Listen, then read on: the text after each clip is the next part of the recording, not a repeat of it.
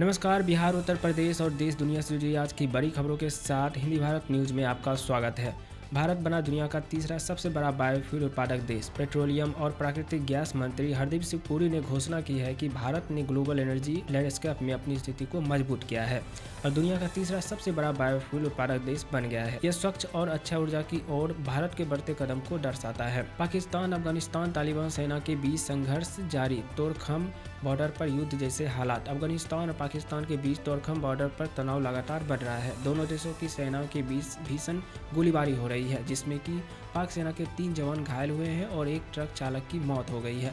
10 दिनों में से बॉर्डर बंद है, जिसमें व्यापार पूरी तरह से ठप हो गया है। बिहार में जीविका दीदियों को मिलेगा नया काम। बिजली मीटर रीडिंग की सौंपे जाएंगे जिम्मा। बिहार सरकार ने जल्द ही जीविका समूह में महिलाओं की बिजली मीटर रीडिंग के कार्य सौंपने की योजना बना रही है। ग्रामीण विकास मंत्री श्रवण कुमार ने इस फैसले की घोषणा की है और बताया है कि इसमें लाखों महिलाओं को नया रोजगार मिलेगा। तेजस्वी यादव ने बिहार बजट पर नीतीश सरकार को घेरा। राज्यपाल के अभिभाषण पर भी उठाए सवाल। बिहार विधानसभा के बजट सत्र के दौरान नेता प्रतिपक्ष तेजस्वी यादव ने नीतीश सरकार के राज्यपाल के अभिभाषण पर जमकर हमला बोला है। उन्होंने इसे आंकड़ों का खेल बताया और सरकार के कई महत्वपूर्ण मांगे भी रखी। तेजस्वी यादव ने नीतीश सरकार की मांग की है कि 500 रुपये गैस सिलेंडर देने की घोषणा की जाए, क्योंकि महंगाई के कारण गरीबों का चूल्हा जलना भी मुश्किल हो रहा है। वृद्धा पेंशन और दिव्यांग पेंशन को 400 रुपये से बढ़ाकर कम से कम 1000 रुपया कर दी जानी चाहिए।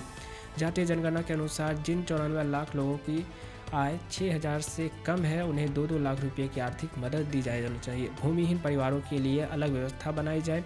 बिहार में युवाओं को रोजगार देने के लिए नियुक्त प्रक्रिया को तेजी से लाई जाए।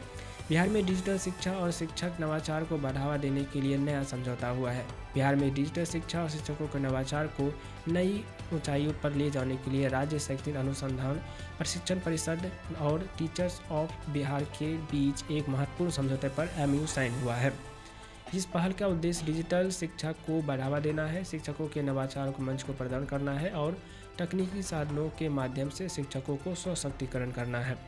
योगी सरकार का बड़ा फैसला। आंगनबाड़ी कार्यकर्ताओं के बच्चों की शिक्षा के लिए 3000 रुपये की अनुदान योजना की होगी घोषणा। उत्तर प्रदेश सरकार ने आंगनबाड़ी कार्यकर्ताओं और सहायिकाओं के बच्चों की शिक्षा को बढ़ावा देने के लिए नई अनुदान योजना को लेकर आई है। इस योजना के तहत कक्षा 9 से 12 तक छात्रों के हर साल 3000 रुपये की आर्थिक सहायता सीधे उनके बैंक खाते में भेजी जाएगी।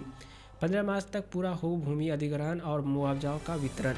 उत्तर प्रदेश में लंबित भूमि अधिग्रहण और मुआवजा वितरण से जुड़े सभी कार्यों को 15 मार्च तक पूरा करने के सख्त निर्देश मुख्यमंत्री योगी आदित्यनाथ ने दिए हैं। उन्होंने अधिकारियों को चेतावनी दी है कि सरकार परियोजना में किसी भी तरह की को देरी बर्दाश्त नहीं की जाएगी। यूपी में छोटे किसानों को मिलेगा आर्थिक और तकनीकी सहायता। उत्तर प्रदेश सरकार ने किसानों और खेतों के काम करने वाले श्रमिकों के लिए नई आर्थिक तकनीकी सहायता योजना को लेकर आई है।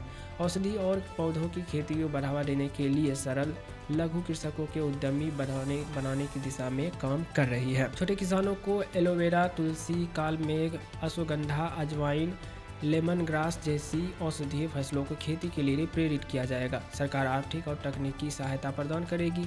डाबर, वैद्यनाथ, झंडू जैसे बड़ी आयुर्वेदिक कंपनियों के साथ समझौता किए जाएंगे ताकि किसानों को उत्पाद सीधे खरीद मिल सके। महिलाओं कृषकों को प्राथमिकता दी जाएगी। सरकार स्वच्छ बीज, तकनीकी मार्गदर्शन, कीट निवारण सहायता भी उपलब्ध कराएगी। लघु कृषकों को किसानों के उद्यमी बनाने की भी योजना चल रही है।